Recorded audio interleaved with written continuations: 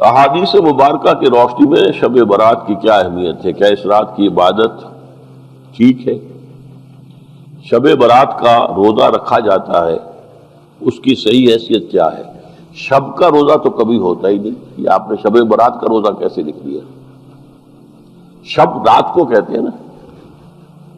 شب برات جو ہے اس کو کہا گیا ہے اس لیے کہ ان کا خیال ہے کہ اس رات میں اللہ تعالیٰ بہت سے لوگوں کو اس کا کو بخشتا ہے۔ برات، اللہ تعالیٰ جہنم سے ان کو رستگاری عطا فرماتا ہے۔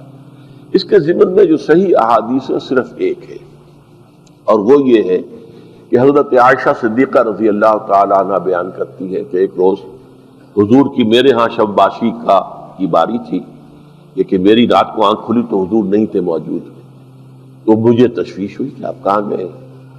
تو میں ڈھونڈتی ہوئی وہ یا کسی اور کو آپ نے بھیجا، بہرحال مجھے پوری تفصیل یاد نہیں ہے، تو معلوم ہوا کہ آپ جنت البقیع میں گئے ہوئے ہیں اور وہاں پر استغفار کر رہے ہیں اللہ سے، اور تمام جو بھی وہاں پر مردے دفن ہیں ان کے لیے مغفرت کی دعا کر رہے ہیں۔ بس یہ ثابت ہے۔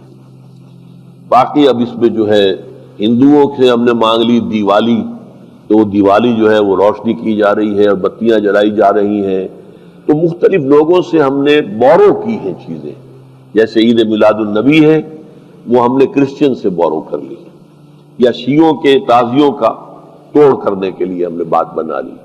اب اس میں جو ہے روشنیاں کی جا رہی ہیں، یہ دیوالی کا گویا کہ ہم نے توڑ فراہم کیا ہے یا اس کی نقل ہم کر رہے ہیں، یہ چیزیں نہیں۔ البتہ نماز رات کی عبادت تو ہر رات میں بہت اعلیٰ ہے۔